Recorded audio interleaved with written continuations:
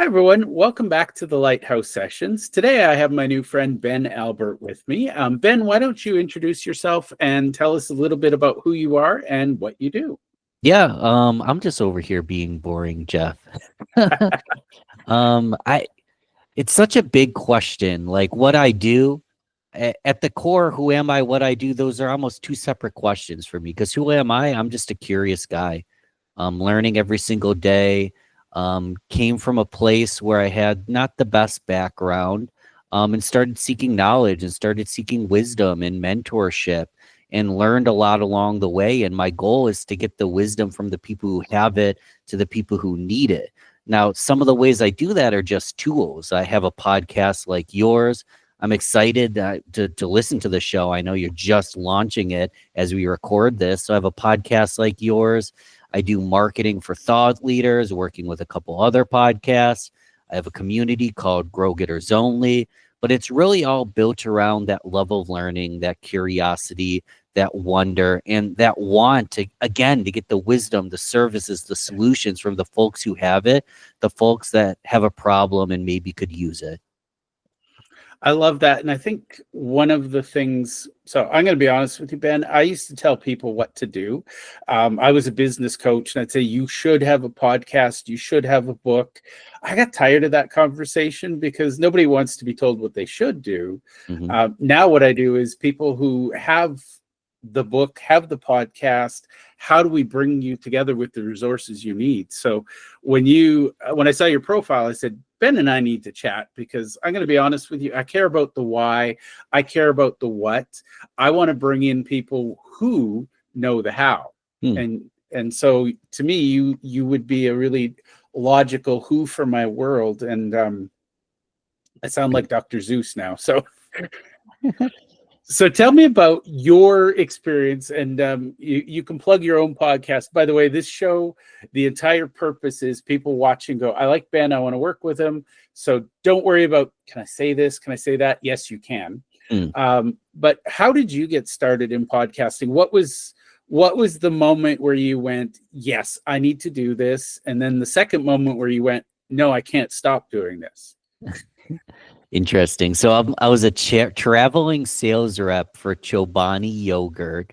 I would go store to store, build displays, hand out coupons, talk to the dairy manager, get them to build more displays, bunkers. I was the Chobani guy. So this was, wow, 2015 to 2016. And I started turning my car into a university on wheels. I was a podcast junkie, and my territory wasn't huge, but I was driving on average 1 to 3 hours a day, depending on the day. And I was turning my car university on wheels. And at night, Music Ben, was a party animal. I was a big music supporter. I was a promoter. I'd book bands way back in the day, MySpace pages, then Facebook pages, then building websites, then running a blog. And there really wasn't a great music podcast in my Rochester, New York music scene. There were so many great creatives and art and cultures and musicians. And I literally heard on a podcast, and I don't even know if this is perfect business advice, but it is pretty, inspiring. They said, if you never want to work a day in your life, do something that you love. And another piece of information that I learned at that young age was to find your niche. So I liked podcasting and I loved music. So I started a music podcast, and really all I did is get into places for free. It wasn't this big business tool, but it was a lot of fun. And when the pandemic hit, I actually, side note, long stories, obviously, but the short version is I was a sales executive for a digital marketing firm, no longer at Chobani.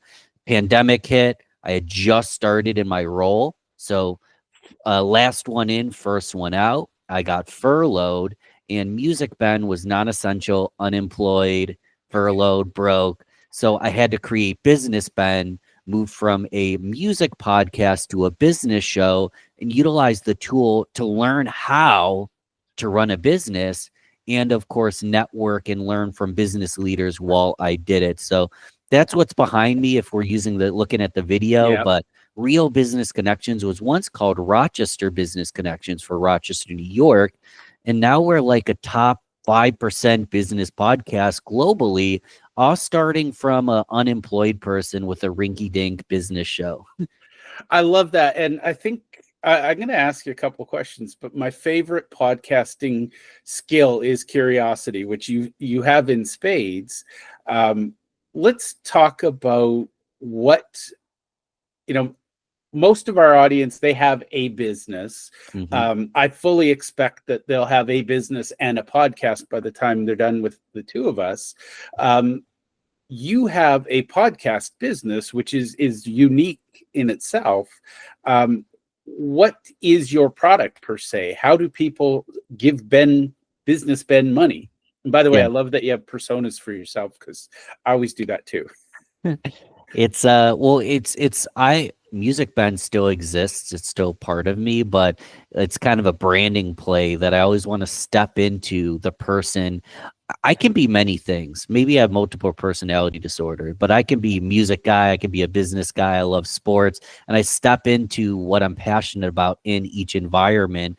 You mentioned, what do? I don't want to bore people with every individual detail, but you've seen it already, Jeff. There's a lot that goes into interviewing, booking guests, setting it up on the calendar, interviewing, post-production, distribution, creating graphics. And I mean, we go all out. We create trailers for every single episode. We create shorts. We run the YouTube channel. We SEO optimize the blog show notes, and we paste it on websites so we can try to give more direction to the website, not just Apple Podcasts. So I can give you every individual detail, but we take brilliant business leaders, thought leaders, authors, movers and shakers, consultants, and we amplify their message to more people. In podcasting and the SEO and the websites, that's just a tool to bridge the gap. But I can't amplify someone who stinks. So we work with people that are already kicking butt, and we just use podcast as one of the many tools to reach more people with that message. I love that. And I think that's the reminder I have for people is, and this applies to any tool out there. It will, I say this about AI, it amplifies the person at the keyboard. So if you're bland and boring and slightly moronic, you're going to be amplified, bland, boring, and moronic. But if you're a genius, you're going to be more genius. And I think podcasting does that too. If you're genuine and you know who your audience is and you can speak to them, it'd be disingenuous for you and I to talk about podcasting and not acknowledge Joe Rogan as a force in the industry. I mean, he knows his audience and he delivers content to them. And I don't know if this is a correct statement, because podcasting kind of incorporates all these aspects, but he was a fantastic TV personality. So he's very good at speaking off the cuff. He's very in the moment. He's very likable. He's a very kind, interested guy. He's very, very knowledgeable on mixed martial arts. Not only is he knowledgeable from a fan level, but he understands the science, and he actually was a mixed martial artist, so he understands the technique as well. He's a comedian. He's a very good comedian. A lot of people hate him. I don't know, but he is a comedian as well. Yeah. So the podcast, it's not like you rolled out of bed and said, I want to be a podcaster. There's actually a clip of him and Tom Green, and Tom Green's just like taking phone calls as they talk. And Joe's like, oh, you can like have callers call in. Yeah, it's like a radio show, but it's not radio. They can listen whenever they want. It was like when podcasting had just started, and you can see like the light bulbs going off.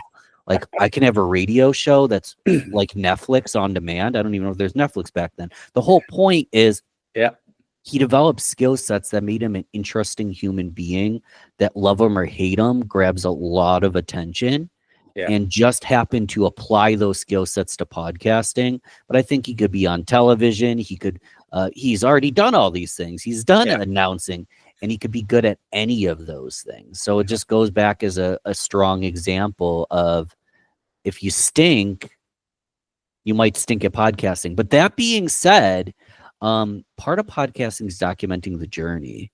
Yeah. Because you might hate your first episode. I love my guests. Yeah. I hate myself in my first 50 episodes, but Yeah. I have documentation of the journey, which is beautiful. And a lot of people don't allow themselves. I can't remember who, but there's some guru who has this rule of 100. If you do something 100 times, you're more likely to keep doing it. Until you get to 100, you're at the risk that a little friction point will stop you. And I've got a lot of people I know who I've taught them how to podcast, and they get to the 10th episode and they go, I don't like my hair. And they quit. And I'm like, change your hair. And I have a few that, I don't have that problem, and neither do you, but they're like, oh, I love my hair. The thing messes up my hair. Well, sorry, I can't help you. I'm not a hairstylist, but and they're not in the room, and I'm not putting anyone on blast here, but I would inquire that it's probably not their hair. Yeah. That's just an excuse for something else. They feel uncomfortable on camera. They feel like they don't sound the way they want. They hate the way they look on camera, the sound of their voice. They feel like they can't come up with the right things to say in the right moment. All the things, the skills that you're going to get better at over time. Yeah. But they're blaming their hair as a cute excuse, but it's way worse than that. Oh, it's absolutely. Something else there. Now, let's talk about podcasting, because so you have no idea. Ben and I, we just reconnected on LinkedIn. I'm deliberately going through my network and saying, you look interesting, let's chat. I'm trying to get out of the telling people what to do space. So if I can attach people to you that are brilliant and want to be podcasters, the big lesson, and I'll share this, I used to teach people how to be one-person podcasters. And for what it's worth, I can do that. And I have those skill sets. Like Joe Rogan, I didn't wake up and say, hey, I'm going to do this. I've spent my life learning these weird skills. Turns out that not many other people have either the time, the patience, or the inclination to do it. So let's talk about why somebody would come to someone like you, Ben, and say, I need help with the podcast. Because again, we're not going to get into all the 50,000 things that you do, but if we can sort of talk about, I would see this there's the pre-show, there's all the logistics there. There's the during recording, the post-production, the follow-up. What sort of skills do you see somebody needing, and again, I'm not saying we want everybody to try to get to a top 5% podcast, sure, but if, I love local business podcasts where, as you said earlier, if, we can get my mom, your mom, and a couple of other people, and we change a couple lives, that's a win. Yeah. Couldn't agree more. It's when I rebranded from Rochester Business Connections to Real Business Connections, my business started to struggle because I was no longer the Rochester business podcast guy. I was still a minnow in an ocean of sameness. So yeah, I mean, niching down and focusing on, it doesn't matter if we have 3 listeners, 5 listeners, 50 listeners, if we add a ton of value, if we serve, it gives the listener, it gives the person you're speaking with a business-like experience. They understand a little bit more about you. You show up on time, you deliver value, you're insightful, and then we can refer people and build a relationship from there. And I don't even know specifically what your question was. I was just putting an amplification, exclamation point on the fact that just having the conversation can be worth it in itself. With all the post-production, this and that, doesn't even have to be complicated. I make things more complicated than they need to be because I want my products for my clients to look really, really good. But sometimes it's literally just getting on an Instagram live. It's getting on a Zoom call or a Google Meet and clicking record. And the magic happens in the conversation. The magic isn't in having the prettiest graphic. It's the conversations you get to have. I love that. And I think a lot of people look at it and they look at the Joe Rogans, they look at the top 1%, and they're like, oh, I'm nowhere near that, or I don't have the time or the budget. And my advice is start. And, as you said, do a LinkedIn live, do a YouTube live, Instagram live, whatever it is. Yeah. And, I've chosen Google Meets just because it fits my world. I have zero interest in becoming top 1%. It's, to me, it's about the lives I change. And, I can't stress, I want to underline, you mentioned the guest, the niching, because my audience is visionary entrepreneurs. I know exactly what that means to me. I'm not trying to create content that appeals to everyone. I'm creating content for people, between you and me, my average connection has 5 to 10 businesses. And, they're not looking for another project, but if a project supports their business, they're all in. Makes sense. So let's talk about how somebody comes to you. What pain are they suffering from when they say, Ben, I need your help? What gets them to raise their hand and beg you to come into their world? Time's the big one. And I'm self-deprecating. I'm a lot better than I give myself credit for, Jeff, but a lot of my skill sets are learnable with time.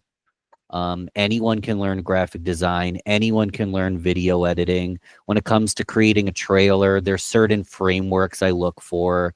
The shorts are basically made by AI nowadays, and then you have to recaption them, keyword analysis. Anybody can learn this stuff. Most people don't want to take the time to do so. You have two options. Yeah. You post it without show notes or minimal show notes, and you don't create a custom episode art, and you don't focus on scaling to 10,000 listens, and you just do it and you love it, and there's nothing wrong with that. That's what I recommend most people do. Where I come into play is where someone's like, I want my podcast to feel like a product, an experience. Like I do high ticket coaching. My clients pay me $50,000 a year. I don't want to throw something up that looks sloppy because that's a negative representation on what I do. Yeah. I'm mostly not launching people's podcasts. You'd mention it. People like get sick of it 5 episodes in. I don't talk anyone into anything, Jeff. Yeah. Because to force them to start a podcast when they're the talent, it's like I'm not going to put a gun to their head. They're the talent. So I primarily working with people that are already speakers, already podcasters, already authors. And then we implement systems to get their message out, in a premium way, more effectively, because they don't have the time to do all the stuff that I've spent literally, I'm doing the math right now, almost 10 years. Like we started in 2016, started in 2014 as a listener. And this is kind of going off the beaten path, Jeff, but I don't do anything small. Like I'm an obsessive compulsive person. Like what I've learned, I've spent tens of thousands of hours learning it. And that's why I'm self-deprecating, because you sometimes, as a visionary entrepreneur, as anybody like that, you kind of forget what your skill sets are because they're second nature to you. Yeah. And I like to partner with people that are just brilliant, because then I can use those skill sets to help more people. Well, and that's, my lighthouse theme was, I'm not here to be the lighthouse. I'm here to be the lighthouse keeper, and I just shine lights out. And I will underline what you said, that, it's only time. And that's the thing in business, when they say time is money, you can either figure this out and spend the 10 years that Ben did, or you can open your wallet and give Ben money and he'll get you the results faster. Personally, some things, again, it's in our nature as visionaries. We will go down rabbit holes that have absolutely no immediate value in our world. But when we come up, it's like, oh, that ties into this. Yeah. And by the way, Ben, I'll just tell you, when I first started coaching, probably about 10 years ago, I was trying to take authors and turn them into speakers. Okay. And what I realized, it's easier to take a speaker and turn them into an author. And I can say this out loud, so all of the introverts out there don't attack me, because I am one. Introverts make great authors. They struggle to make great speakers. Whereas great speakers tend to be extroverts, and they're willing to pay somebody to make them an author. And I found with my other, I'm an introvert, and I realized I need to come out from under the rock and talk to people to grow my business. I realized not everybody wants to do that. And I had all these people that wanted to write books, but they didn't want to do anything to promote the book. And I'm like, wow, you've handicapped me. We've got the book there, and then it just sits on the shelf gathering dust. So one of the things I found was, start with a podcast. Hmm. And if somebody's interesting on a podcast show, they can become an interesting author. Mm. But if they don't want to be a speaker, I have only, I have one or two tools in my tool belt to help them. But if they're willing to be a speaker first, it opens up my entire tool belt. I mean, it's so I am more introverted myself. I can ramble and yap away and talk to you all day long. But when I first started podcasting, I was as shy and introverted and stumbling on my words as anyone I've ever met.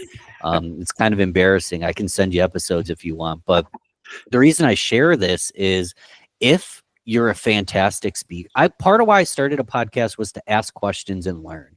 Yep. I wasn't the leader. I wasn't the speaker. I wasn't the expert. I'm going to learn from the experts. Just throw them softball questions and take notes.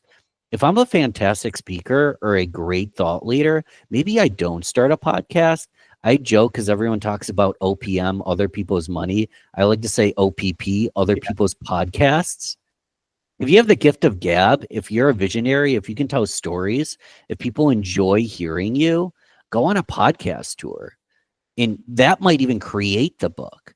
The one thing I've learned better than anything that you get for being on a podcast is what are people asking? When I say something, what inquiry comes next? Where am I missing? Where do people ask me to verify or go a little bit deeper? You learn so much getting on podcasts. So I don't even help people going on. I can tell someone how to go on a guest tour. I have no services to offer them, but I actually think over 50% of people that want a podcast actually shouldn't start a podcast. It might not be the best fit for them. There's a lot more involved. Yeah. And I recommend they start by OPP, getting on other people's podcasts, and then take it from there. I love that. And I think that's something I recommend to my people just to test it out, because if they won't go on someone else's podcast, forget about it. They're not willing to share their story. Now I'm going to ask you, behind the scenes, you and I, you've how many podcast episodes would you guess you've done over the years? Just ballpark. Personally or with clients? Personally. Let's start personally. I don't see. I need to have an answer. 500. Lots is the big answer, right? I think it's 500. I'm currently at 4 something, but I have replays, and my music show I did at like 120, 130 or so. So between 500 to 600 personally, and then a significant amount for my clients as well. So the follow-up question is, what percentage of those did you not learn something about yourself or something new from? 0%. That's so between you and me, I believe that podcasters are the most curious people on the planet. Yeah. And when somebody says to me, "Oh, Jeff, there's too many podcasts already," I want to hear your answer to that statement. Sure. I was afraid you were going to ask me what percentage were good, and I was going to tell you 0%. I shoot for 10% good, by the way. I mean, I'm sure you go into this with your clients and with other guests, but we have to understand our purpose and our reasoning behind pretty much anything. Like, how do we measure success? What is our purpose of doing something? What are we looking to accomplish? Because if I want to become rich and famous overnight, podcasting is one of the worst investments of time ever. You probably won't get rich or famous. Or you're better off just taking your shirt off and making TikToks if you want to try to get famous overnight.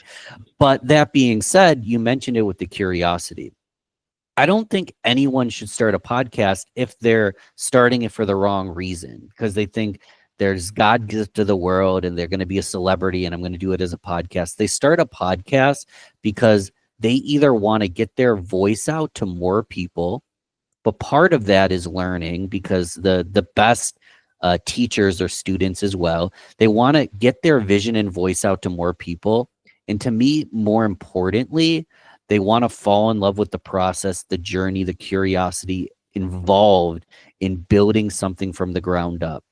And even if they aren't some big author thought leader, this is where I was. There's beauty in journaling your process. Yeah. I can go on ChatGPT. I've been doing it all the time now. It's fantastic. I make great. I make good intros. ChatGPT makes them better. I just Yeah. word vomit without grammar, and I like make this look nicer. Boom, it looks nicer. Send the email. Yeah. We can AI our way through things. We can use tools, but there's nothing to me that teaches skills better than actually getting in the mud, having the conversations, taking the notes, learning how to do it. And then what we do is we use tools like AI and ChatGPT to make our system and process easier. But yeah, I mean, if someone loves learning, they want to document the journey, they understand they don't have every answer yet, podcasting is a great tool to really like, to me, it's like I'm on a soapbox right now, but I've been thinking about creating like an audio episode or a video of the before and after Yeah. of who I was, what I sounded like, what I looked like, my ugly looking hair in the camera, my bloodshot eyes because I used to drink too much versus who I am now. Yeah. And when you look at that evolution, you don't see it happening because it happens so subtly day by day, Yep. but you become a completely man or woman over time. And podcasting is just one of the tools that made all of that possible. I love that. And I think the great sin of modern influencer society is that every step of success is pretty and well paved and well planned. I learn more when I fall on my face and I'm bleeding, going, what the hell just happened? Not recommending it, but if somebody tells you success is all pretty and easy, they're lying to you. Is that a fair statement? Yeah, and literally the bloody face image is like the only thing that competes with the pretty image. Yep. People like pretty things and ugly things. They don't want Yep. boring and mundane. Let me give you 3 tips today on how to make a better podcast. Show up on time, use a good mic, get a new camera. We've heard it all before. Yeah. But if I show up with a bloody nose and I'm like, I fell on my face today. Yep. Bloody nose maybe isn't the best example. Or I came Black to guy. I came to a podcast interview on 0% sleep. I watched the replay and it looked like I was coked out and just got hit by a bus. Here's what I learned from that experience. Yeah. People love that stuff. Look what And the it's cat true. dragged in. It's true. Yeah. But they Well, don't, yeah, it doesn't have to be pretty. You know, it's funny because Alex Hermosi takes so much heat for that nose strip of Oh, yeah, his, and it's like the guy can't breathe. Cut him some slack. But he said, I'm going to turn it into part of my message. Yeah. And for whatever reason, it really polarized people. It's like I didn't realize that breathing was so polarizing. Yeah, and so, well, and again, like he's got really strong legs. Yeah. And he wears shorts that show off his legs. I don't know if that's good or bad, Yeah. but people see big, strong legs and they pay attention. Yeah. Exactly. He's a pumped guy. Yeah. And I think it's one thing, and back to my comment about people who say there's too many podcasts, that tells me you're not curious. Because for me, and I heard this analogy that I loved. It said, if you think about the world of knowledge as a parade, you are in the parade and you think your perspective, you only see everything behind you. You don't know what's ahead of you. Mhm. And a lot of people think, oh, there's so many people in the parade, they don't need me. But I always look at it as, my journey, whether it's perfect, imperfect, I share warts and all, because somebody else looking at the parade might go, I'm not sure I'm ready to join that. Yeah. Or, oops, I'm going to just go away because that looks like work. It's. You know what came to mind for me? The parade doesn't need you. Yeah. But you have 2 options. Watch the parade or be a part of it. Yeah. And if you don't want to be a part of it, someone else will just take your spot gladly. Yeah. But if you have the opportunity to be a part of it and you enjoy being a part of it, be a part of it. Yeah. Don't worry about the fact that you're not bookending. You don't get to be in the front holding the torch. You don't get to be on the back on some big. You might be in the middle of the parade and most people don't notice you, but you still get to be a part of something. Yeah. And that's how I see it. I'm totally okay with the fact that if and when, I don't even know why I said if and when I pass away, I'll probably be forgotten by 99.9999% of the population. So I'm just going to enjoy myself today. I'm going to be a part of the parade. I'm going to start my own podcast. I'm going to do stuff that I enjoy. And if I'm remembered, that's kick butt. I know that the ripples of impact we create will be remembered, but whether or not Ben gets credit is beyond me, and I don't care. Yeah. I just want to know that I put it all on the table and I joined the parade and I started the show and I didn't go to sleep wondering what if, and I just did it all. What if I had done this? And I love that analogy because I think people always put off podcasting. You know, I hear this all the time. Oh, I'll do it one day. But it's like, what are you waiting for? Because I promise you, whatever you think it looks like one day, you're still going to have that starting doubt. You're still going to have the, you know, is my lighting right? Is my camera at the right angle? Like, you're going to have those doubts. So I like jumping into fear and finding out that it was just my brain trying to protect me from something that's not real. Let's talk about your interviews. I'm going to ask a very, very strange question, and this is going to be a fun one. What's your favorite interview question that gives you the most insights? Or do you have one? I don't have one. What's funny, I have a cheat sheet that I never use anymore. I used to keep, it was 3 pages long, right?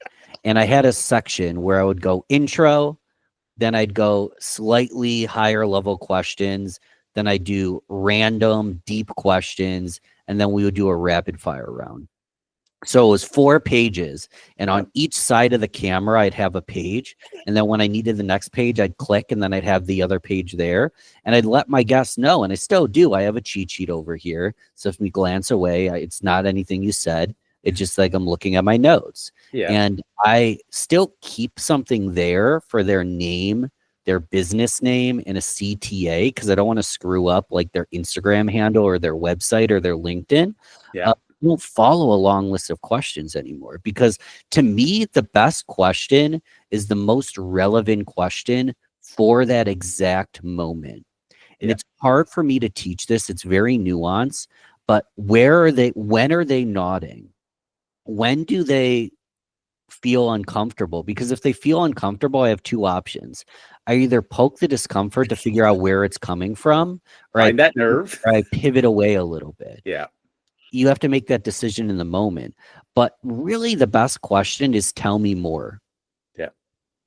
And I know that's not a great answer for trying to have this perfect question. To me, it's like, what's going to elicit either emotion or insight. For example, like, I don't know enough about you, Jeff, but let's say I could say something like, Jeff, I know you've written 20 books on marketing, but you didn't even go to college. How the hell did you do it? I just want to know. And it's a great question. And based on the answer, we figure out where that zone of genius lies. We try to pick and understand that zone of genius as we go. I love that. And believe it or not, that is a perfect answer, because when I first started out, I took John Lee Dumas's podcasting course because I felt that, you know, he's the expert I need to learn. And I had my script, and it, you know, I read the questions the first few episodes, and, you know, you want boring and robotic, I'll send you those links. But I learned that the audience doesn't care what questions I have. My guest doesn't care. Why not have a conversation and tell me more? Or why is that important to you? Or what did you learn from that? You know, how did that skin your knees? And what was your lesson? You know, I love those questions, because the best conversations aren't scripted. You know, when you were music, Ben, and you're at a club, I bet you didn't have a list of questions. Hey, what do you think of band? You know, like, it's natural. And I think people think that podcasting needs to be more scripted. You know, I tried to be Larry King with the cards, and I'm like, you know what? I'm not Larry King. God bless him. He does a great Larry King. Does Larry King have cards? He used to. He'd always have, and Jay Leno and all of the night guest hosts would do that. But David Letterman was famous for throwing his cards away. And I think that's what we need now, is more conversations. Well, it's so I'm not a Larry King expert. I've interviewed Cal Fussman twice. He was best friends with Larry. He co-wrote Larry's book with him. He's interviewed everyone from Gorbachev to Serena Williams to like anyone you can think of. And Cal is a great question asker. He's a brilliant human being. And part of what he taught me about Larry was Larry didn't ask these big, complicated, complex questions. There's actually a really funny clip if you want to look up Larry King, Jerry Seinfeld. There's a clip of Jerry Seinfeld making fun of him because he's asking such entry level questions that Larry's that Jerry's like, "Do you even know who I am? Have you even watched the show?" But because Larry would just be like, "Why? I see that you've done X, Y, and Z. Tell me about that." He wouldn't ask these big leading questions. He'd ask incredibly open-ended questions. And then after you answer, he would just re-ask the same question. Yeah. And it's not a complex style, but it allowed for long-form talk radio. It allowed for a conversational style that he became known for. And I'm not a Larry King expert, but one thing that's always amazed me is, do you want to be Larry King? The one that I don't even know a single thing about him because all he did is ask questions. Yeah. Or do you want to be Joe Rogan, who in some cases talks more than his guest did in the episode? Yeah. Depends on your personal style. I love that. And I met Cal Fussman at a conference once. Oh, wow. The man has an amazing hat game. You know, he's always got a cool hat. I love it. And I think that's the key. Everybody wants that one size fits all prescription. And what I love about podcasting is you can make it your own. Yeah. So let's talk about your show for a minute. What can a guest on your show expect? What's the experience like being on Real Business Connections with Ben Albert? They can expect the unexpected. I love it. I don't even know. It depends on the guest. The one thing you'll notice with my episodes, and we can go into the sequence if you want to, but I no longer do bios. I no longer have the guests introduce themselves. We start with a hook. And the hook is usually I have already predetermined it or I figure it out during our quick kind of chat beforehand. But they expect us to dive directly in. Because our goal looking at YouTube is to captivate the listener quickly. So they should expect not having to talk about themselves, give their story. We'll pull that out if it seems relevant, but we'll start every episode as if we're already 60 minutes into conversation to try to bring the listener in. And then I try to keep that entire conversation true to form, that it's just that. It's a conversation with brilliant human beings. I'm the student looking to learn, and expect the unexpected, because some of the stuff that comes out of my mouth, I don't even know I'm about to ask it until I do. So, you know. I say the universe gives me my questions because I never know where a conversation's going to go. Now, I want to be mindful of your time and get you back to your life. Where can people go to connect with you, learn more about what you do, and how they can work with you? So I know you're only, so this is like podcast tip 101, one clear call to action, but I have 3 micro call to actions for everyone. So the first one's simple. I wouldn't be here without Jeff. And the way to grow this show is just to tell more people about it. And you can tell them by clicking like, you can tell them by clicking 5 stars, leave a short review. If you really love it, send it to somebody. But send this to somebody, show some love for Jeff for bringing me in. I appreciate you. We've talked about my podcast. It's pretty keyword simple, Real Business Connections. You can Google it or just search for wherever you found this. That's where you'll get my show. And we didn't talk about this much, but if you want to join the community, it's a completely free community of growth-oriented entrepreneurs. It's called Grow Getters Only. And it's built on that peer-to-peer support that we all grow together. So, Jeff, all they have to do is go to weallgrowtogether.com. Weallgrowtogether.com. That's where you'll find the community, which literally just launched this portion of it. So soon we're going to have podcast training. We're going to have micro courses. It's all completely free. So that's like a 3-step CTA. Love on Jeff, because this wouldn't be possible without him.